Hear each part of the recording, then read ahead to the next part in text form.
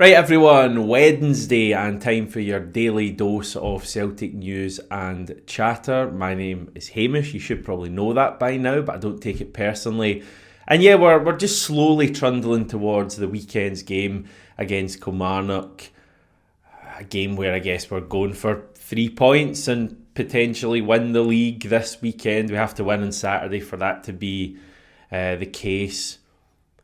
It's a weird place we're in at the moment. I know we've done the frustration and the negativity for Sunday. Don't worry, I'm not going into all that again. I don't plan on doing that anyway. But it is a weird place we find ourselves. We're on the verge of winning the title. There's a chance we could be champions this Sunday. We'll all feel amazing about it. 55th title, 4 in a row, etc. And yet there's just a sense of a bit of an anti-climax because the team feel the season is finished. It's a strange one. Do you want to win the league this weekend, even if it means that we're not going to be on the pitch when it happens? Or would you rather wait, I think, 2.5 weeks until after the split to clinch it ourselves? Or do you not really care? It's fine if you don't really care. This is a safe space.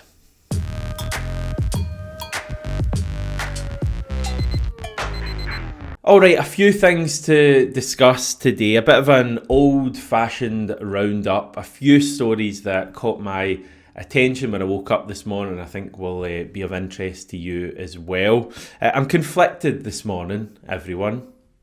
It's not the morning for me, but it is hopefully for you watching this. Arsenal doing well. Now, I'm not a fan of Mikel Arteta. That's probably come across in videos in the past, not even just down to his playing allegiances, and not even down to the stuff with Kieran Tierney and the fact he played hardball and was just a bit of a tool with all that stuff. I just find him incredibly boring, and I just don't particularly like him, and the thought of him having success makes me sad. And that might make me a petty man, but who knows. But yeah, I don't particularly want him to have success or win the UEFA Champions League, for example. But as I say, I am conflicted because the thought of Kieran Tierney winning the Champions League, that's one that would make you smile. And Arsenal are in a pretty good place. They had a big win last night. They beat Real Madrid 3-0. They have 1 foot in the semi-finals. It's a bit of a dangerous thing to say that when you're playing Real Madrid, who have a habit of coming back. I remember a game a few years ago when they were 2 goals down to Man City in the tie. I think they were entering stoppage time in the end of the second leg and still found a way to win that tie. So yeah, never write them off, but it does seem like Arsenal are in a very good place. They beat Real Madrid 3-0 last night at the Emirates. 2 fantastic free kicks from Declan Rice. Why are you chatting about all this, Hamish? Well, Kieran Tierney plays for Arsenal and he came on for the final 10 minutes of last night's game. I think at left wing, again, a position he's been playing a fair bit. And to be honest, I don't know if you've been closely following past and future Celtic player Kieran Tierney, but he's actually been coming on and playing a fair bit for Arsenal. Okay, not particularly long matches, 10, 15, 20 minutes here and there, but he's been coming on and appearing in all these matches, so he's still trusted by the manager. And it was the same last night, and apparently he came on and did very well in that game last night again. And he did the same at Everton at Goodison Park on Saturday, and the game was on when I was out on Saturday night. And I kind of, that way you're in the pub and they could literally put any game on and I think you would still find yourself just watching it. It's just like a habit. And I was kind of half watching Arsenal and I saw Tierney come on. I thought, right, let's tune in here, Hamish. Let's watch the final 10, 15 minutes, however long it was, and let's see what Kieran Tierney's got. And he was pretty good.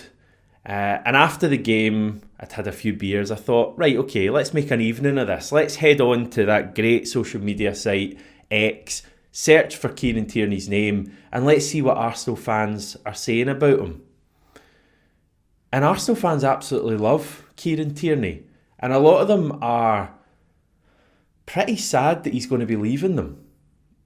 Now, I've got a few of them here for you. Some from after the Real Madrid game, some from Everton at the weekend. The first one, Arsenal fan AJ saying, is it too late to keep Tierney? Celtic fan Aidan comes in, already signed a pre-contract with the mighty Celtic, And then AJ replies, ridiculous you got him, man. Could still easily be playing at the top end of Europe. He'll be a legend. We've got Eduardo saying, Kieran Tierney has been phenomenal since getting a chance again. A shame he will leave this summer. Curtis, honestly, it's a shame Tierney is leaving. He is quality. We've also got this badminton fan, I think, from the name. Tierney's actually been great every single time he's come on. Don't know what YK means. I'm old.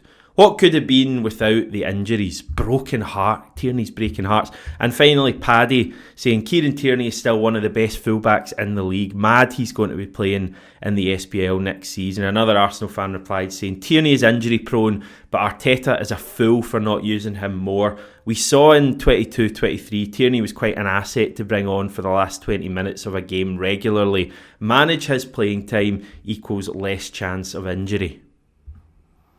And by the way, that's not me handpicking a few positive tweets about Tierney amongst a sea of negativity and leading you all on. I wouldn't do that.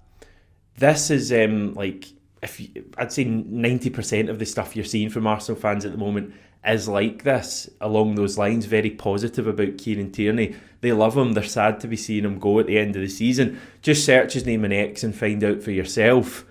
And yeah, Tierney is a hell of a coup for us. I think he's going to be a game changer on the left-hand side. I keep using that phrase game changer because I genuinely think having a left back who's able to advance the ball from deep, but also from in the final third and create opportunities. I mean, remember Tierney's cutbacks and his ability to find a player with crosses. I just think it's going to be a total game changer for us in Europe.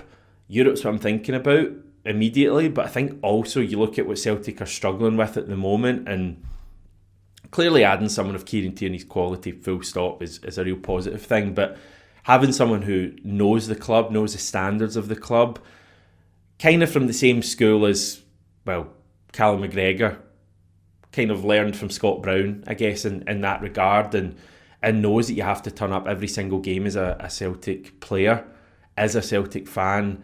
I know some stuff like that can be overstated at times. You know, let's get 11 Scottish men, Celtic fans on the pitch and we'll be fine. No, you need quality as well. Tierney has that, but he also has a huge understanding of what Celtic are all about. And boy, do we need that at the moment. So, yeah, of course, the injury stuff is the big thing here. Quite simply, if Tierney hadn't have had injury problems since leaving us, we wouldn't be re-signing him. He's kind of too good for not Celtic but Scottish football. But if we manage him, and as that last comment I said, you know, manage his playing time and find someone to go alongside him, then whoa, we have got a hell of a player. Did I just say whoa? We've got a hell of a player on his hands. And yeah, as much as it would pain me to see Mikel Arteta lifting the Champions League trophy above his head, Kieran Tierney doing that iconic celebration on whatever drugs he was on after that terrible facial injury at Hampden that day, but with the Champions League trophy, wow, that'd be pretty special. Right, news slightly closer to home. Despair for fans of Alan Muir, if there is such a thing out there. He is no longer a VAR official.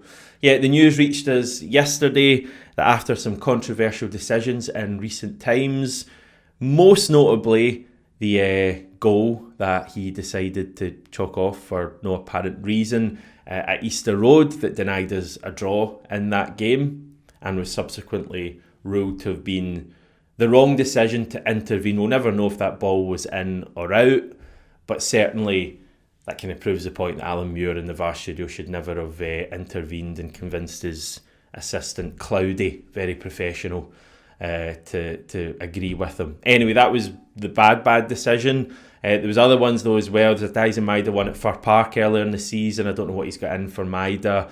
With Stephen O'Donnell that I think went into the net. Could have been a penalty, and I think a free kick was given the other way, and then subsequently the KMI panel key match key match incident panel. That was embarrassing.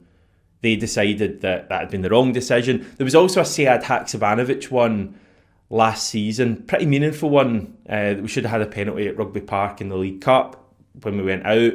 Terrible performance that day, but we should have had a penalty that would have potentially taken it to extra time. He was a full-time video assistant referee, meaning that he gave up his officiating on the pitch to just work at Clydesdale House. Probably regrets that slightly now because he's now lost his job there and won't be going back to being a referee. I believe he can now be a referee advisor, which basically means you watch other officials and pass judgment on them, which is kind of ironic, I would say, but that's Alan Muir's future anyway. So he's gone. Will we see an improvement in officiating? Quite possibly not. The other remaining full-time VAR officials are Andrew Dallas and Greg Aitken, by the way. Also losing his job yesterday, sadly, was Charlie Mulgrew. Now, when I heard this, my first reaction was, I didn't actually know Charlie Mulgrew was in a job and managing anywhere. He was at Celtic Hearts. The reason that I probably didn't know that, and you may not have known that, is that he only lasted 11 games at Celtic Hearts. He went in there in January. I think he won 1 of 11 games, and he's now resigned, and we're just into April. So yeah, a bit of a reminder about how tough management can be there. I'd love to see Charlie Mulgrew involved at Celtic, maybe in the B team in some way. I know those roles are kind of filled, but I think he has stuff to offer. Just maybe not cut out to be a manager. But then again, there are lots of successful managers who have had bad first jobs. I can't think of any right now, but I'm sure they're out there. Finally, just a bit of a ticketing update. Obviously, we've got Kilmarnock this weekend. That game's sold out at Celtic Park, despite it not being a league clincher. Following week, we play St Johnstone at Hampden Park, and I'm not sure if this is a usual occurrence for cup games at Hampden Park or not. Tickets tend to be very difficult to come by, even if you're a season ticket holder for these semis and certainly finals. If you're a non-season ticket holder, you can pretty much write off your chances of getting a ticket for these games, but not for next Sunday's game, because Celtic sent me an email. I'm signed up to these ticketing updates, very useful living the other side of the world, but they sent me an email earlier saying that tickets for the St Johnstone game are going to be going on general sale today. That's Wednesday at 10 a.m. So even if you don't have a season ticket and you want to be able to go to that game next week, log on to the ticketing website at 10 a.m. and try and grab a ticket.